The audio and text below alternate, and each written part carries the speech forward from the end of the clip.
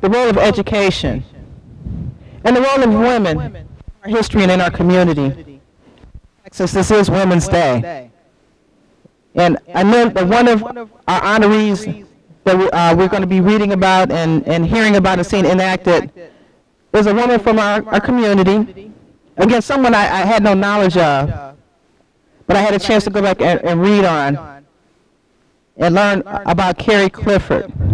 And I understand that some of her family members are here today, and some of them have traveled quite a distance to be here. So thank you so much for being here and sharing your family history with us.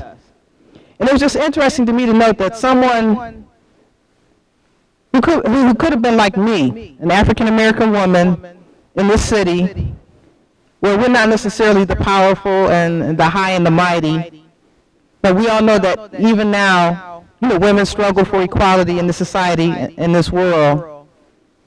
And I can only imagine that the barriers they faced back then. In terms of what we do today, and we got challenges, but when I read about the things Miss Clifford did and things she was involved in, or I read about Harriet Tubman and people like that, and know the challenges that they face and the threats that they face on a day-to-day basis, it inspires me. The things that I look, the things that I think are problems.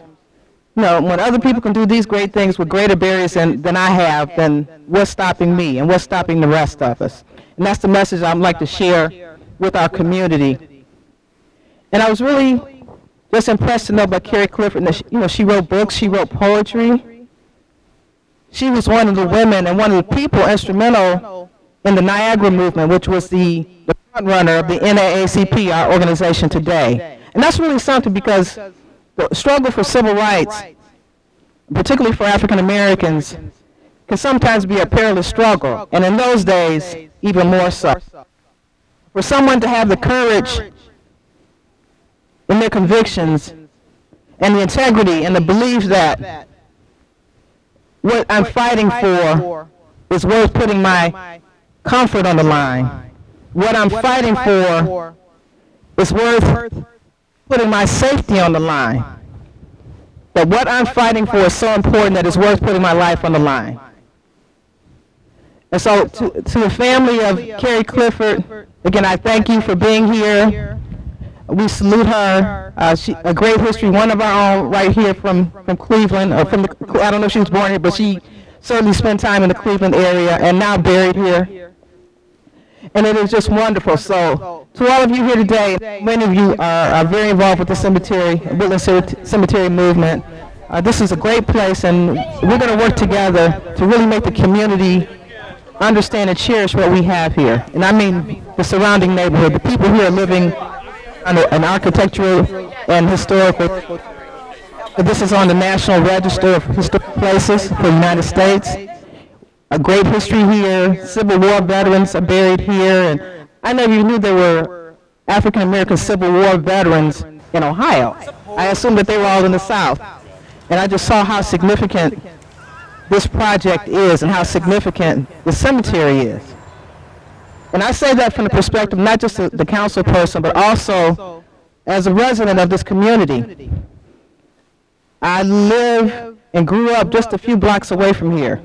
Been in this neighborhood my entire life. And growing up, the cemetery was the graveyard. Yeah. And as little children, we rode by or we walked by, and you hope you made it past, because without anybody grabbing you. And other than that, it just never really bore that much significance. The people that I knew who passed away were buried other places, so somehow in our minds and our memories, this wasn't for us. Our relatives weren't buried here. This was other people. Yeah, growing up, this is what we thought. This is what we thought. And a lot of people today in our community believe that. And I just, again, thanks to Michelle and her work and educating me, and I really became aware that, wow, this is really a great place. It is a great place. Our history is here. The people are buried here. Our history lives here. in Woodland Cemetery and other cemeteries like this throughout our city and our country.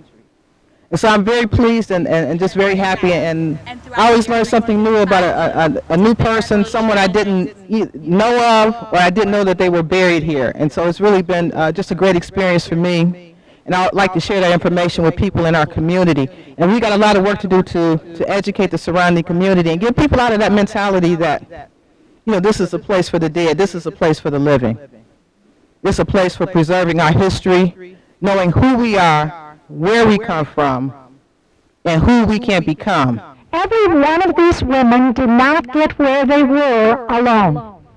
They always had help from somebody. This is a good learning experience when people are told to keep striving for their goals, because they were helped by a teacher, they were helped by somebody that recognized their talent, they were helped and they gave back to the community in turn. And so that's something I want you to understand as you go to these sites and hear about these. The other thing I want you to understand is this is a historic cemetery. It started in 1853, and so therefore I am one of the first women, okay, because I was one of the Cleveland pioneers. My husband bought up Public Square. He really had a good talent for recognizing where things could go well. And he sold the land to the old stone church. And so therefore we start a community with my family. And my daughter is here, the only survivor of 5 children I had. And you'll see us over at the Bradford Monument. But the one story that you want to learn about here is they all gave back to the community. And if you don't share some of this information you're learning today, your conscience will bother you. My last name is Salem, and we know how to put hexes.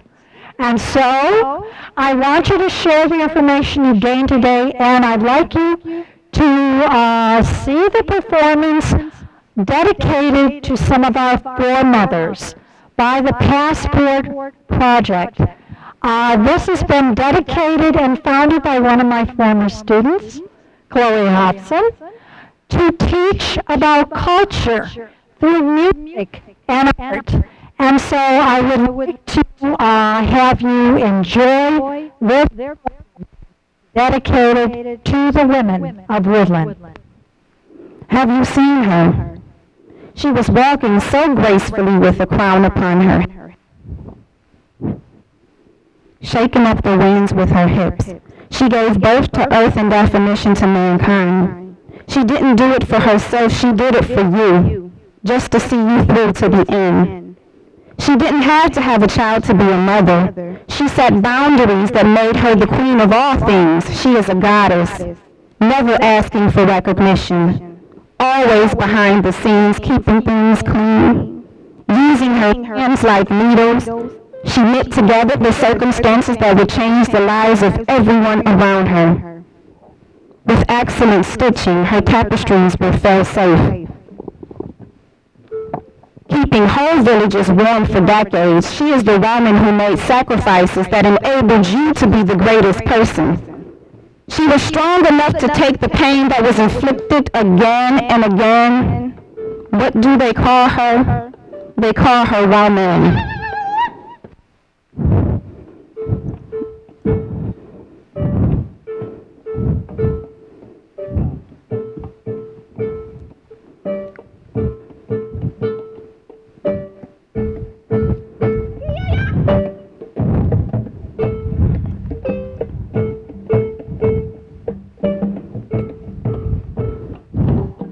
Today we celebrate the lives of all women buried here at the Woodland Cemetery with a special reverence for 5 women.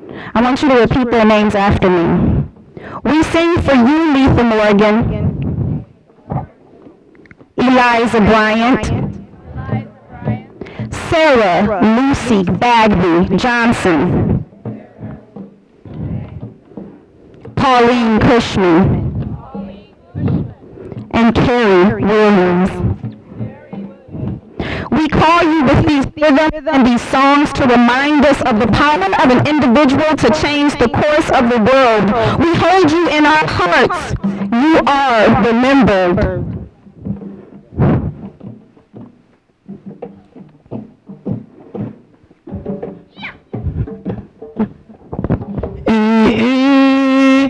Africa, Africa, oh liberty.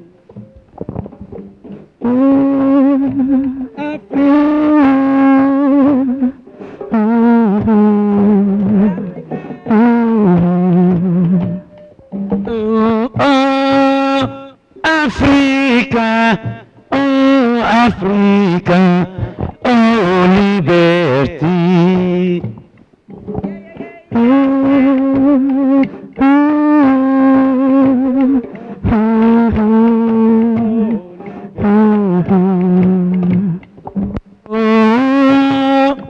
Africa, oh Africa, oh liberty. From the Civil War era, we celebrate our foremothers, Pauline Cushman and Sarah Bagby Johnson. Sarah Lucy Bagby Johnson, born in the 1840s, died in 1906, a fugitive slave.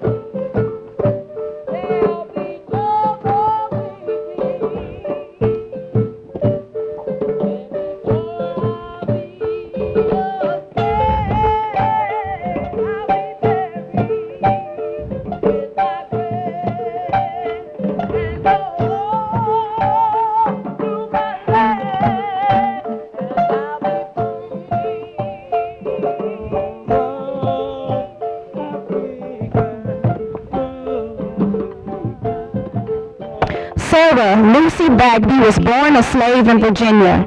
She was purchased by John Gosshorn. In 1857, he gave Lucy to his son William. In 1860, she ran away with help from people in the Underground Railroad. She finally made it to Cleveland in October of 1860. The city had many leaders opposed to slavery. She was free in the North but was still illegally the property of Gosshorn. She found a job as a maid in the house of a newly elected congressman, A.G. Ritter. Gosshorn came to Cleveland in January of 1861 to get her back. By that time, Lucy worked in the jeweler's house. The marshals arrived with Gosshorn to get Lucy. Gosshorn proved he owned her. She was sent back to the South in the company of U.S. Marshals to West Virginia. On April 12, 1861, the Civil War officially began. A Union Army soldier raped Lucy. She returned to the North and married George Johnson.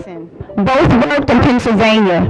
Slavery was abolished in 1865 with the 13th Amendment. The Civil War ended on April 9, 1865. Lucy and George returned to Cleveland. She worked as a cook and a house servant for some of the leading families of Cleveland. The Early Settlers Association of the Western Reserve honored Lucy at their annual meeting on September 10, 1904, at the Gray's Armory. Sarah Lucy Bagby.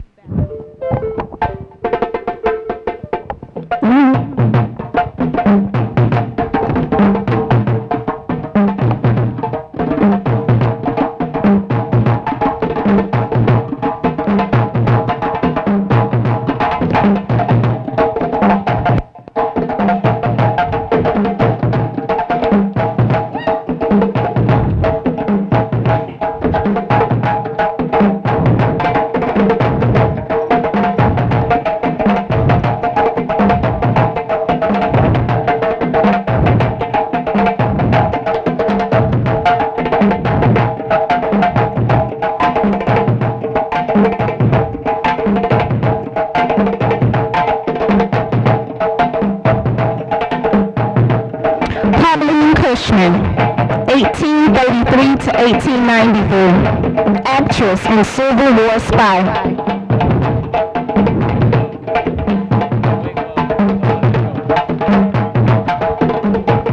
Pauline Cushman, the stage name of Harriet Wood, was a 19th century actress and Civil War spy. She created her identity taking the Cushman name from a prominent actress of the day to increase attendance at her performances.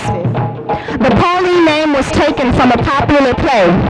She met her first husband, musician Charles Dickinson, as both were performing in New Orleans in 1853. They moved around performing. Children, Charlie and Ida, pushed the couple to return to Cleveland to live with his parents on Kinsman Street in 1859. They arrived, combining performing in Grand Rapids, Michigan with an ice cream parlor run by Clara Dickinson in her new name.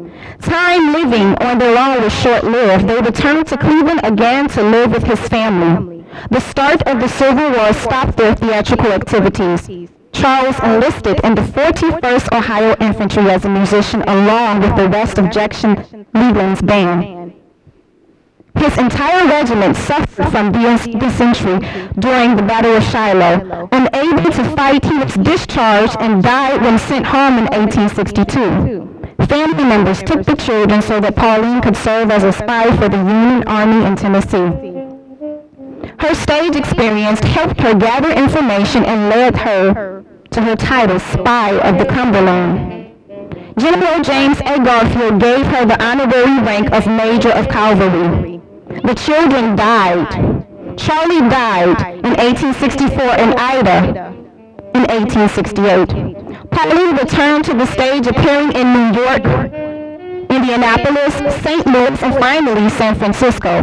Her experiences on the stage led to her raising money for the Irish Patriots. In the West, she managed a hotel in Arizona, worked as a seamstress in El Paso, and married 2 more times.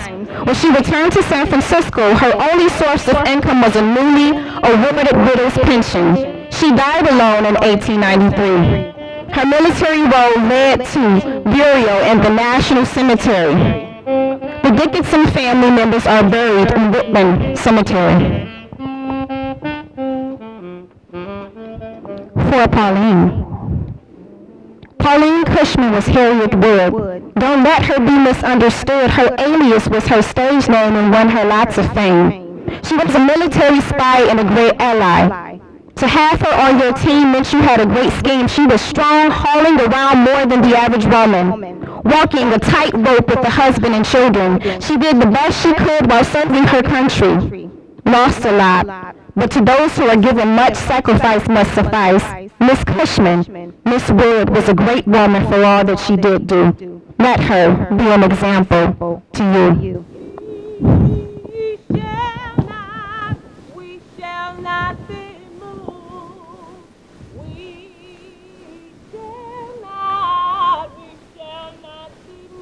just like a tree that's planted by the water.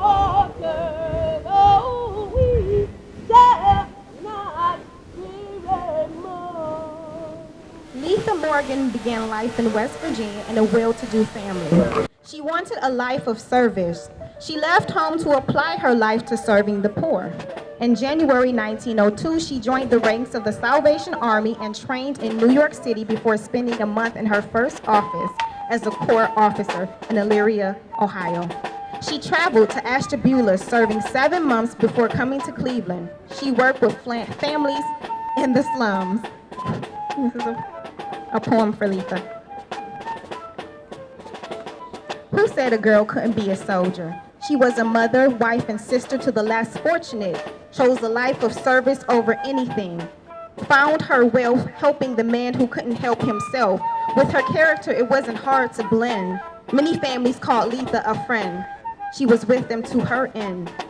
Found her salvation in the palm of her hand. Hands rough, manner tough, she was a fighter. Letha Morgan, a survivor. Eliza Bryant. This state has slavery. Eliza's family was free. Cleveland was safer. In 1858, her mother, Polly Simmons, moved the family to Cleveland. They lived in a house on East 31st Street. Her mother always helped people. Eliza married a bricklayer, Needham Bryant. They were married for 7 years. They had no children before he died in 1873. She moved in with her brother. Eliza saw old people alone. They had no family to care for them. Most homes for old people did not admit black people. Eliza brought her friends together. She asked for help to start a home for old black people. In 1896, they started the Cleveland Home for Aged Colored People. Over the years, the home moved from Giddings Avenue to East 38th Street. After Eliza Bryant died in 1907, her home for the aged got bigger. In 1914, they moved to a larger place at 4807 Cedar Avenue. In 1960, the name changed from the Cleveland Home for Aged Colored People to Eliza Bryant Home for the Aged. In 1967, they moved to Addison Road. The home was later named the Eliza Bryant Village. Today, this home still helps old people. This is the oldest home for aged African Americans in the nation.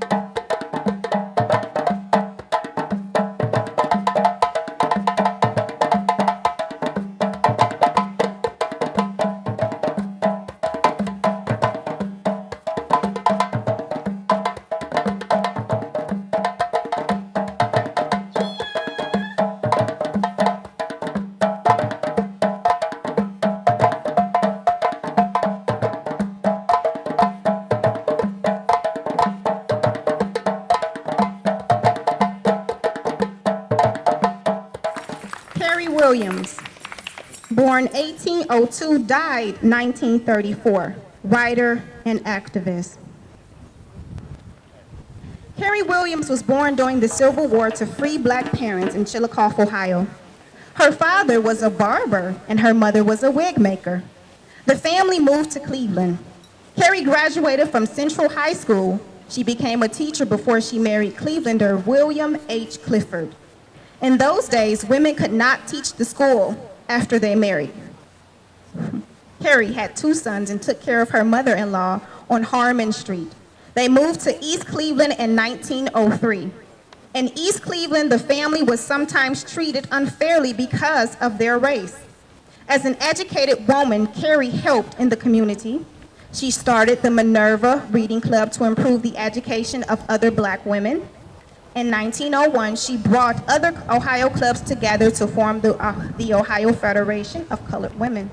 The first state convention was held in Carrie's church, Mount Zion Congregational Church. Carrie also wrote for Cleveland newspapers and national journals. She moved to Washington, D.C. in 1908 when her husband got a federal job. There she worked for a woman's right to vote. She also worked with the NAACP for racial, political, and legal rights. She wrote poetry, Race Rhythms, published in 1911, and The Whitening Light, published in 1902. Woke up this morning with my mind stayed on freedom. Whoa, woke up this morning with my mind stayed on freedom. I woke up this morning with my mind stayed on freedom. Hallelujah, hallelujah, hallelujah, hallelujah. I'm walking and talking with my mind stayed on freedom. Oh, I'm walking and talking with my mind stayed on freedom. I'm walking and talking with my mind. Oh,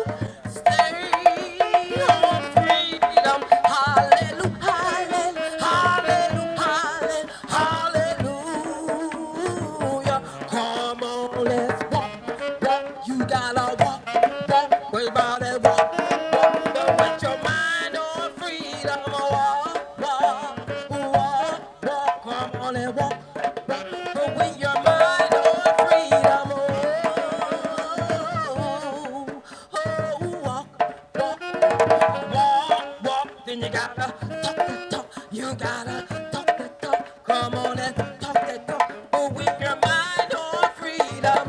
Talk, talk, talk, talk. But with your mind on freedom. Whoa, talk, talk, talk, talk. It ain't no harm to keep your mind stayed on freedom. I said it ain't no harm to keep your mind stayed on freedom.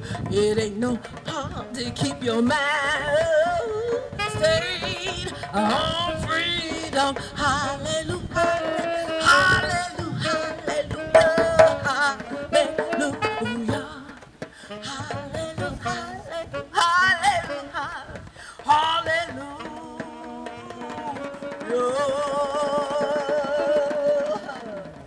This is a poem from her book, Race Rhythms. It's a reply to Thomas Dixon. We are rising, we are coming. See the foeman's face grows pale. Here to check our progress onward. Spreads abroad this scandalous tale. Black men are not white men's equal. All unworthies the black race, savage, soulless, scarcely human, doomed forever to a servile place. Shall such foul aspirations daunt us? Will we weaken in our fight? Never. Fighting we will die. Justice, God, and human right. We hurl back the defamation, confound theory with fact, prove by thought, by word, by deed, the falseness of the vile attack. There is earnest work before us. There are giants to overcome, Satan's angels to be vanquished, grievous wrong to be undone. So we press undaunted forward, so we plunge into the fray. Faust the timid, lagging rearward, point them to the breaking day. Will success perch on our banner, which we struggle to hold high? From the valiant host we follow, comes a ringing firm, I.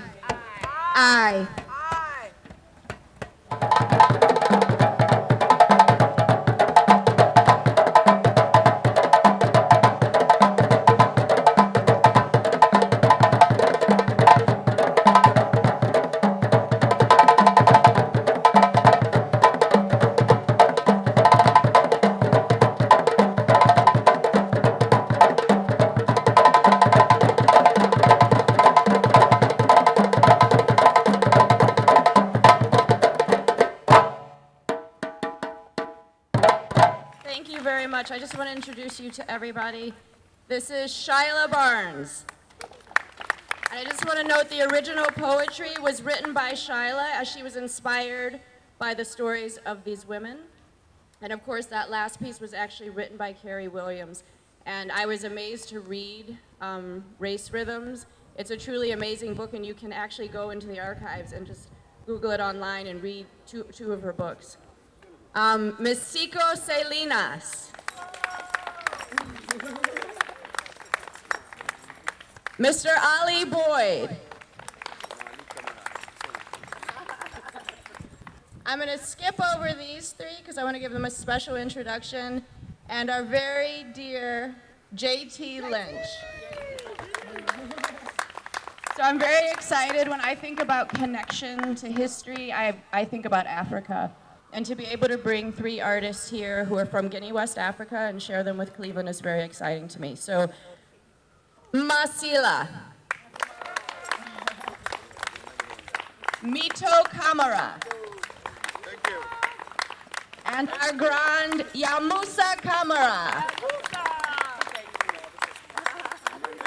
Thank you all so much. And